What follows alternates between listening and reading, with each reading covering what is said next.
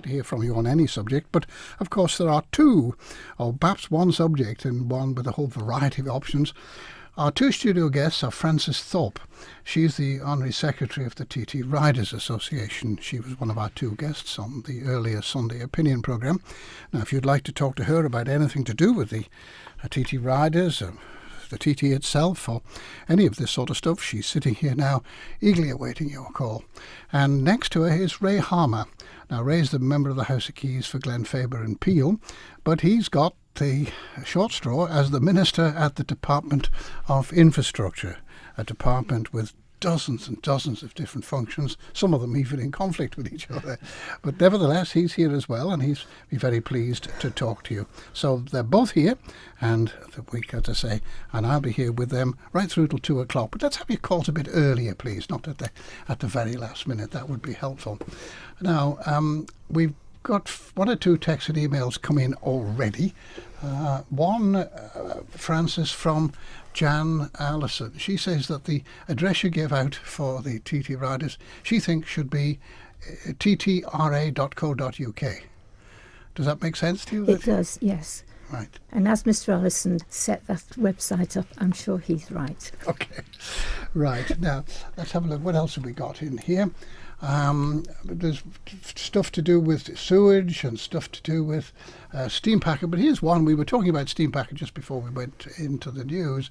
Good afternoon. Mr. Harmer has made the point that there will be no change to how the steam packet will be run and no fare reduction. How will the change of ownership benefit the consumer if the existing and future profits will just go into a different person's pocket?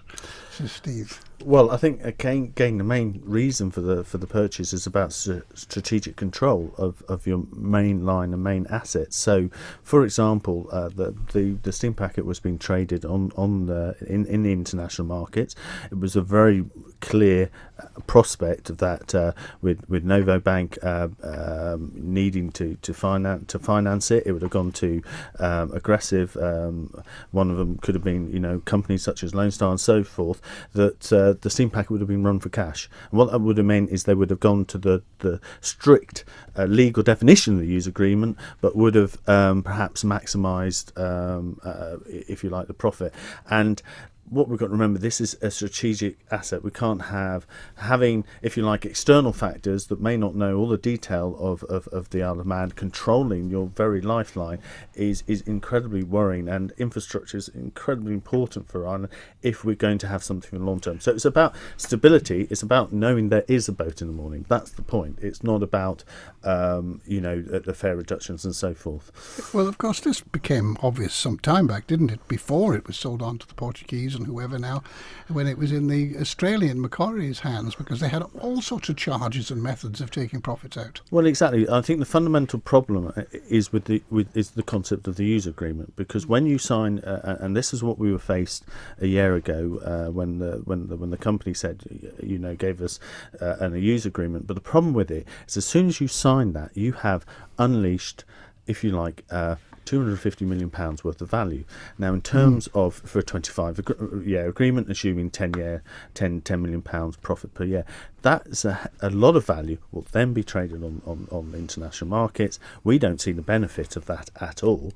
And what will happen is somebody will go too far. And exactly what happened in 2006 and so forth, and Macquarie's, etc., where they overvalued the company, and then it was the banks that had to bail out the shareholders. It was left with the banks that had lost, if you like, that £100 million that they'll never see again.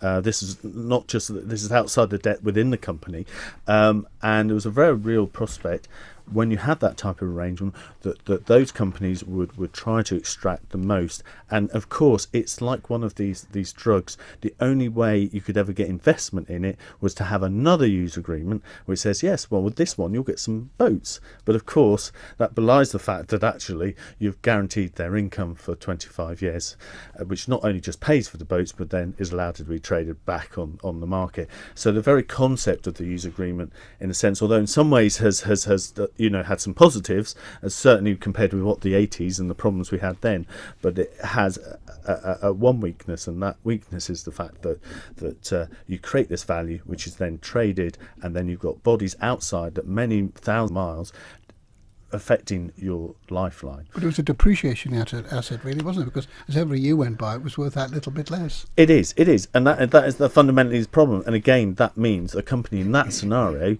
finds it difficult to invest, because the very point it needs to invest, its company value is depreciated. Of course, that doesn't rise the same with when it's government owned, because you can create a new user agreement, and that's the next step, is to create that new user agreement to actually say what our service needs to be in the future. Right. Now, we'll go to a break in a moment or two, but there's one here from John. I don't know whether you can answer this as well, Francis. It says, please let me know how many deaths or serious injuries due to visitors and locals around the TT time. No one mentioned this in the news coverage. So did the government order news blackout? Well, I thought that's rather difficult to do. I mean, have you come across any accidents that were not reported, Francis? No. No. But then that isn't really my department, to be quite truthful. No, everything. I mean, as we know, everything on the island is incredibly open. Information goes incredibly quick. In fact, sometimes quicker than the official channels. And we know, and we have very much our open eyes on this, and we want everybody to have a safe and very excited. And I think for most people, they had a really, really good TT. Right, let's take a break. You're listening to the Mannin Line. Our studio guests today are Ray Harmer, who's the member of the House of Keys for Glenfaber and Peel, and the Minister at the Department of Infrastructure, and Francis Thorp, who's the Honorary Secretary of the TT Riders Association. And there's an email come here addressed to you, Francis. It says, the TT Riders Association, especially Francis Thorp, were a massive help to us both, Mark Cox and myself, when we were involved in an accident in the sidecar TT.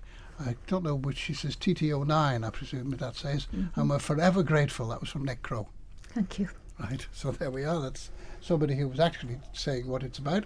And David called, is the steam packet company now going to pay its staff through the Isle of Man so the deductions are taken here, or is it going to continue to pay them through Jersey so that no deductions come out here? That's through Guernsey. I know from political perspective where I stand on it. Obviously, it'd be preferable if they're paid through here, but I do understand it's a lot more complicated than at first glance. But I mean, as I say, from a obviously, from a purely as a politician, I think it'd be preferable if they were paid through the Isle of Man. Right. Well, yes, especially with a bank state-owned company. Well, absolutely. But I am aware there are more sort of finer technical details that they'll have to be worked through. Right. Now, would you please ask Mr. Harmer, is the new radar system working at Ronaldsway yet? And if not, why not? That's Terry Kelly wants to know that. Yes, it is working. We are now using that radar. We have not switched the other one off as yet, but that's a normal part of this sort of process, but that will come, but that we are using the new radar. Right. Now, there's one or two phone calls coming in, I'm pleased to say. So if those of you who are calling now, if you just hang on a little while, Catherine will get to you in a moment or two.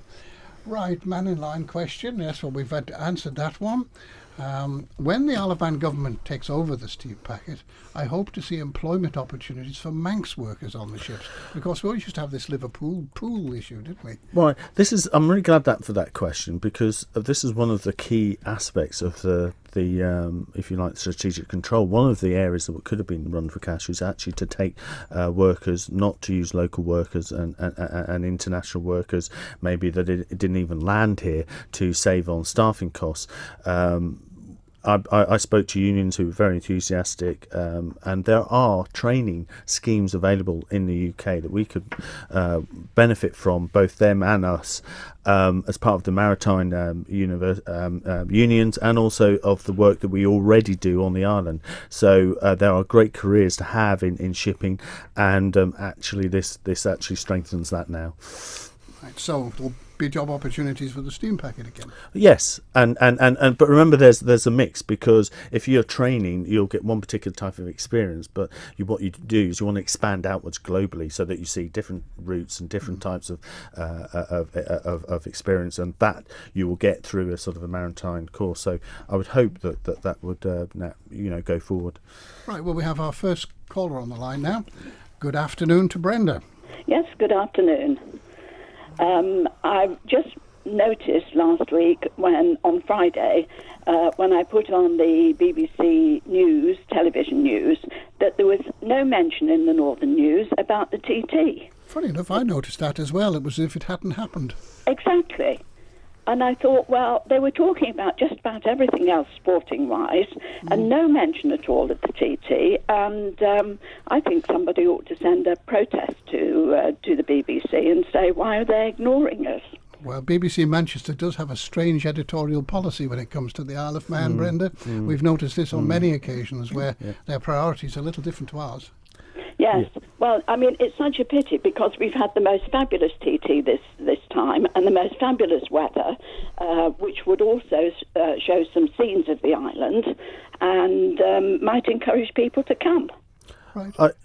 I completely agree with you, Gwenda. I think I'm really disappointed and really quite angry in a way about the BBC, and also some of the comments that have come out that we should compare ourselves to a small town in Cheshire or something. I think are outrageous, and I really do think, and I hope the committee, that looking into this, really speak up strongly for the Isle of Man, because I do think we get a terrible deal, and I think it's completely unacceptable the way that we've been likened. And also some of the coverage, and if you look back at the Paradise Papers and so forth, some of the coverage was absolutely diabolical and misinformed. And they were good journalists. It's not the journalists, but it's the organisation that doesn't seem to really value the Isle of Man and has a different approach to us compared to the Channel Islands. And we are a nation, and we should be seen as such. Well, true. Well, the Channel Islands, of course, have got a similar constitutional arrangement, exactly. Slightly different but similar. But of course, and it has been put to me, they're nearer to London. Well, we're up in there. Yeah, I just we need to really sort of bang some doors on this, because we all pay a licence fee. But there's nothing new in this. I mean, I can recollect these discussions and arguments going on 40 years ago. Well, I can imagine. I think maybe there's sort of measures where we need to be a little bit more. Personally, I think that we can do that a little bit more strong, because we allow them to check up on our licences and so forth. But we had a fantastic 2 weeks. ITV did a really good job. ITV4 is it's a really good sort of show. But we had a glorious 2 weeks, and not to even barely a mention. And we have a BBC operating office in this building. Exactly. It's not as though that they don't know that we're here, and to see the wider sort of festivals and all of the other extra events that are going around, with the different beer tents and so forth, and just the stunning scenery and what we have to offer, and not to have a mention on something so big. It's quite galling. Well, it's always been an argument, of course, that within the licence that you pay, a proportion of that, it varies from year to year, is to pay for local radio. Now, Guernsey and Jersey get a local radio station. We may not want a BBC local radio station, but we don't get any benefit for that money either. Exactly, and I'm not suggesting that we get a radio station directly, but what they could do is invest, pay back part of that into our own, personally, I think, and also actually have some actually be interested in what the island's about. At the moment, it's a very standoffish approach, and I think it's completely unacceptable. It's a different journalistic approach. This is, of course, says he banging the drum this time, but this is the value of having an organisation like this based locally with staff who understand what's going on. Yes. Right, now, what else have we got here? Airport staff have to work 2 shifts a day. 5 o'clock to 1:30, and then 1:30 to 9:30 in the evening. And you say you don't need any more staff. Also, Sea Terminal walk-through scan is not working, so all the passengers have to be frisked. Not only that, but the staff at the airport on double pay all last week, but the Sea Terminal staff are on single pay. Obviously, it's different contract things. I've never said there's not we've got too much staff or as much. In fact, that's quite the opposite, because of the very point that we were asked to people talk about staff in the second line. The staffing pressures are on the existing line, so we have to manage that as well as get another line. So that is why we had to address the salary issue as much as everything else. But obviously, if they're practical difficulties with the scanner, then that will need to be fixed, but I'm sure that's underway.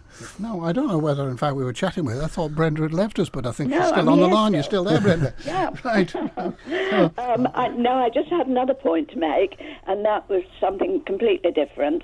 I read in the press last week that there was a smuggling ring between Southern Ireland and Northern Ireland and Glasgow, people smuggling. And I just thought, whatever they decide about the Irish border, that how protected are we that people are not coming in here and then going on into the UK? Well, of course, there's a common travel area at the moment which permits that, isn't it? So, Well, we don't Yes. have passport checks. No. I don't think. No, we don't. But it is a common area, so in many ways, we are. People can from Ireland or elsewhere come to the Isle of Man, but I've always believed that we need to. There's more that we can do on port security as well. Yes. what do you? I just thought, that they're looking for every possible way of getting into Britain at the moment, and we just might be a bit gullible. Yeah. Okay. Well, thank you, Brenda. Thank you. Sorry to keep you hanging about. Thank you. All right. Cheers. Bye-bye. Bye. Bye. Bye-bye. Goodbye. Right, what else have we got here? We've quite a few texts and emails coming in, of course. David called, the bank that owned the steam packet is in serious financial difficulty. That's why they got rid of it.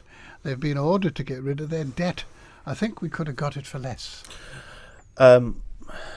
Well, it's actually Novo Bank, and Novo Bank was the good part of the bad debt, so it actually was the good bank, if you like, which held all of the strong assets. In terms of value for money, we had a lot of due diligence done on it, and basically the value is based on cash flow and profits. In terms of we actually negotiated quite hard and actually got a considerable discount from the original negotiation stance, and we also knew exactly what it was worth, and we also knew where it was within their own projections. But also remember, it's about strategic control, and the company's worth more in if you like, in our hands, because we have new user agreements. So there is an element, but I can assure you that quite an extensive amount of due diligence, but it's based on cash flow, and it's based on profits. And is there any plan at all that you might sell some shares to locals who might be able to benefit from this? I'm personally very supportive of that. I'm also supportive of having outside expertise, so the government would have a controlling share, but how that makeup of other investments, I absolutely do think that would be really, really important and really good, and for everybody to have a part of your own national asset. Right. Now, totally different subject here, but it's from Colin and Margaret Brown. And they say to you, Ray, as far as I know, the Department of Infrastructure are joining with Beach Buddies regarding some of the maintenance of the countryside as well as the island's beaches. Yes. However, there are some paths that really do need immediate attention. I was with a walking group on Tuesday taking the path from the Majestic Apartments going north. It was so overgrown that you couldn't see where the path was, and one of the walkers fell heavily. Luckily that we were there. Luckily that was where the land was not too sloped, but if it had been in a sloped area, she could have rolled right down onto the rocks and into the sea, so it could have been catastrophic. This is really no exaggeration, and if this path does not get immediate attention, there could be very serious accidents. It's part of our coastal footpath, which should be a flagship for the Isle of Man. Yes, I mean we've done a couple of things. First of all, we developed a footpath strategy to say really about which paths will need most attention, which ones less so, and also very important that we have now partnered with Beach Buddies, and they are organising groups across the island, and as well as getting involved with the department, we encourage people to get involved with them to help to maintain some of these areas, because at the end of the day it's somewhere around 265 miles of footpath and greenway, which is half the number of roads. It's massively extensive, and to be quite frank, there isn't the pot of money that I would like to be able to do. There is an issue between maintenance and making it absolutely safe. Yes, if it's dangerous, then obviously that will need to be made safe. But and I've certainly taken that point on board. Okay. Right, another caller on the line now, and it's our friend Keith McCard. Good afternoon, Keith. Good afternoon, Roger. Good afternoon, Mr. Hamer. Good afternoon, Mr. Hamer. First of all, the steam packet, I congratulate you. It's our lifeline. Thank and you. I think you've done an excellent thing to buy it. The government were going to buy it years ago and built up about 14% of it and then sold it again. Good, excellent.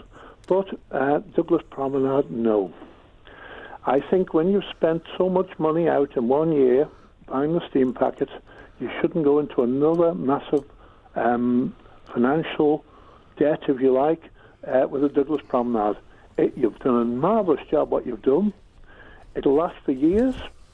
Once you start digging that up, you're going to hit pipes, cables, you name it, gas, water, electric, telephone, sewers, everything. And you can't give a cost of what it'll cost. I know you can't because it's been said in your Timwell. It'll escalate into 50 million plus. You just can't give a figure. It's too much in 1 year. You've done a regeneration, which, to be honest, hasn't been very popular. You spend a lot of money on those regenerations. You're taking away our history, really. I disagree with what you've done, but it's done now. But I think everybody complained in Peel, Castletown, Ramsey, Port Erin. There was lots of complaints about, and especially the buses in Port Erin. They're dangerous coming around Station Road. I know you dealt with it for me. You got Mr. Longworth, who really couldn't give me a straight answer on that, but there we be. But the main two things, congratulations on Steam Packet, but Douglas Prom, don't do it again in the same year, or in the same, 3 or 4 years, because they're too much expenditure too quickly together. Keith, thank you for that. And thanks for joining us. I'm going to now have to take, I'm sure Ray would like to reply to that, but I am going to have to, before we go, I'm just going to have to take a break. We'll be back in a minute. If the nation station, Manx Radio. This is the Mannin line, and with me is Francis Thorp, who's the Secretary of the TT Riders Association, and Ray Harmer, who is the Minister of Infrastructure. And I don't know if Keith is still on the line here. Are you still with us, Keith? Roger, I'm still with you. Right, Keith. Well, I was just thanking you then, but is there something else you want to say? No. I've said the 2 points. The main 2 points are the steam packet and the Douglas Promenade. Okay. Do you want to respond to that, Ray? Yeah, thank you, Keith. About the steam packet, I completely agree. It's securing the asset. In terms of, obviously, there's the equity part, 49 million, but the debt would all actually stay within the company, so that will be serviced in the usual way. But also we're looking for investors and so forth. But in terms of the promenade, I mean, that's been on the cards now for 90 years. I think last time anything was really done, it was the 1930s, and what we have underneath there structurally, there's transitional cracking across the concrete plinths. We've actually, every time we delay, and this has happened over the last few years, it actually costs millions to keep delaying it. I mean, there's the MUA looking to put in their services, Telecom are looking to put their services, Douglas Corporation have got a lighting scheme that they're being desperate to put into. There's a number of other factors, and I would say 90 years is more than enough time for something that the structure is failing. I mean, just to put it in perspective, yes, we did the temporary scheme, because we needed to get it done, and partly because my concerns of the continual delays. But we've left in cracks because that's where the water goes out into the drainage. So we couldn't surface the whole of the promenade. So it is a failing piece of infrastructure. And my thinking is always, if you don't invest in your infrastructure, you're not investing in the island. So I do think the time is right. Well, Keith, can we afford it, Ray? That's all I'm saying. Can the government afford it? Yes, because it's already been, because the capital basically we have a pot of money, if you like, for the day-to-day, and we have a pot of money for capital, and we can that money is set aside for the promenade and for the other schemes that we have. Keith, thank you for joining us. Thank you very Same to much. you. Thanks, Keith. Bye-bye. Thanks, Ray. Bye-bye. Well, we've got a couple of calls, I'm pleased to say, on the line, possibly even 3. But let me quickly just go to a couple of these texts and emails. To claim that 12 to 13 million collected in road tax is spent on roads is laughable, says one of our correspondents. Can you ask Mr. Harmer what the DOI policy is on DOI workers repairing potholes which they discover? Why they've not repaired the huge potholes on Patrick Road which they pass every single day on the way to the depot on the Patrick Road? That's Paula in Peel. Right, so there's 2 issues. Yes, the tax goes into the highways division. It's a division as a whole. Within that division, obviously, for any capital works, you have to pay the Treasury back in terms of loan charges. And you've got the whole, and it's not just about the roads, it's about the bridges, it's about parking attendants and so forth. So that matches, and in fact, as I say, Treasury have given a bit more money, but there's so much investment to do. Then we've got a long backlog. In terms of potholes, I say I always encourage the best way is there is a problem app is to put the pothole there, send it in. You can't always assume that everybody sees the same thing, and it should be the aim is to make safe within 24 hours. Okay. So I'd strongly recommend that. Whilst I'm not a fan of the BBC's attitude to the Isle of Man, for the sake of balance, the BBC did broadcast live in North West Tonight on Thursday evening in relation to the TT, which included an interview with Lawrence Skelly. So that was one, but it's I don't think they actually covered the TT. No, I think it was thin. I think that's the point. It wasn't the fact there's none, it was just thin. How old is the new radar, and why are they relying on an old radar system at the airport? In terms of the new radar, I think the project goes back 3 or 4 years now. It was late in being delivered, and actually the company paid us money to as penalties. Right. So in actual fact, it's not cost that much at all. But because it has to go through CAA regulations, we have to go through a very sort of a tight schedule of when we can. Now, I'm delighted to say we're getting phone calls, even though we've only got 11 minutes to go. So let's see if we can get through them fairly quickly. But one more question. Are the steam packet ships on the Manx shipping register? And if not, why not? I'll have to defer to which register they are. I'll have to come back. In a sense, I believe they are, but I wouldn't want to make an absolute commitment. Right. Now, good afternoon, Mo. Oh, hi, Roger. Yes. I was beginning to wonder if I was listening to it so intensely I'd forgotten what I was going to say. I just want to know, what do the BBC, what do they actually do on the Isle of Man? Because I've tried to contact them various things, and they have had, I've got no reply, no action, and no interest. And I was wondering why the person who was come over to, it was on radio the other day about this woman from BBC saying it wouldn't be good to have a radio station. Well, if it would be anything like what we've got the representative of the BBC here at the moment, no, it wouldn't. And I would much prefer to Manx Radio to carry on as it is. I've tried to contact BBC on a number of occasions, as I say, I've had absolutely no response. And occasionally it's been quite interesting. You probably think I'm talking about Pilates. Well, Joseph Pilates was here on the island in the First World War, and now Pilates is worldwide. But the BBC show no interest whatever other the fact that his method was actually worked on here. Now, I'd have to say I've given Paul Moulton a couple of days' notice, or even 24 days' notice, and he's been there to cover what we've been trying to do. And also, we've been trying to contact them about Knockalo, and Alison Jones is trying her best to contact, to make it a worldwide thing and try and encourage people to come to Knockalo on a visitor's sort of basis, like their grandchildren and things, that people who are here. And I'd just like to say I've had absolutely no help from the BBC. So Well, there is is a full team here, and they have a vehicle here as well. Yeah. And, Yeah. What do they do though? And they have the website, I think, is the prime idea, and then they feed Manchester. But as far as the editorial decision on what they use, I couldn't answer that. I don't know. No, quite. But you know, I mean, you just don't get any reply from make a phone call, want to talk to somebody, and it's, they're not interested. Okay. Well, thank you for telling us, Mo. Okay. Thank you. Bye-bye. Bye.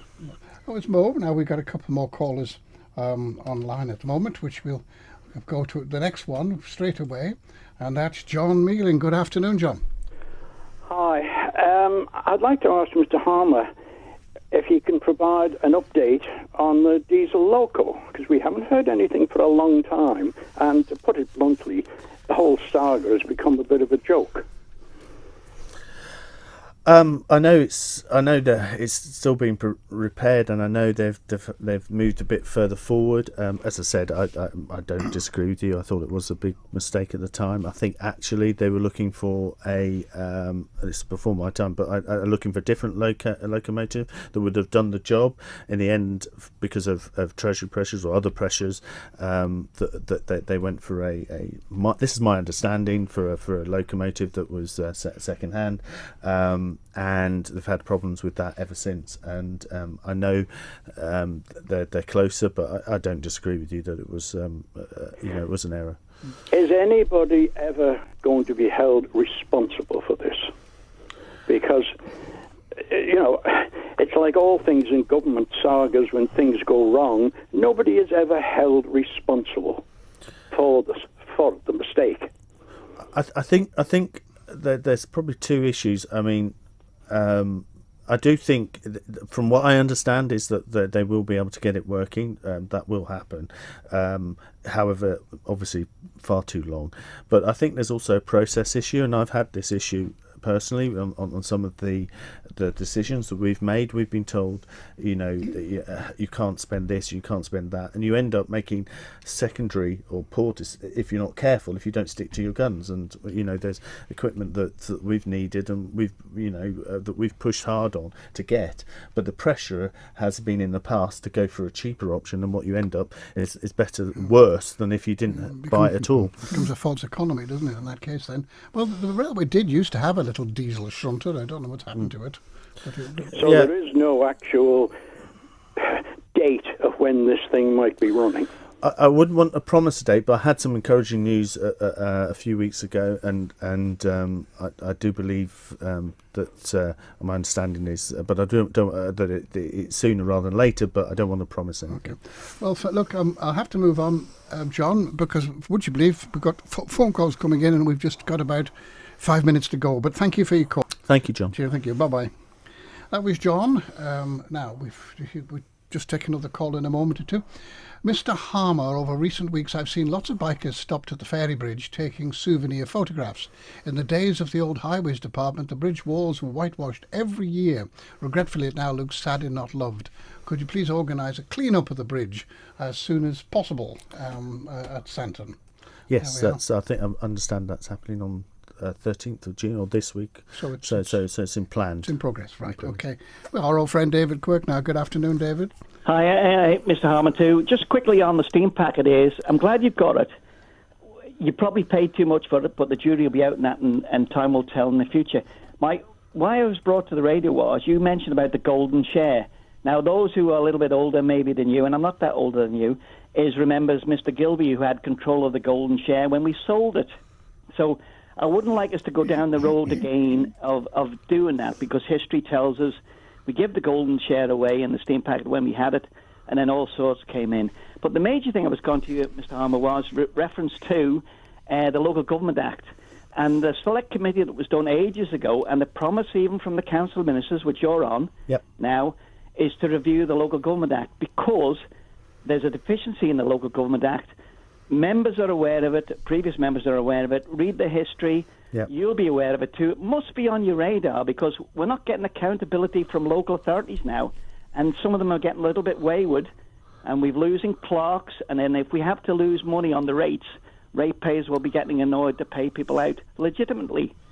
So I'm just looking for a commitment from you, Mr. Harmer, to say, when are you going to review the Local Government Act, Otherwise, I'll have to spend on the 5th of July going back up the hill. Right, thanks, David.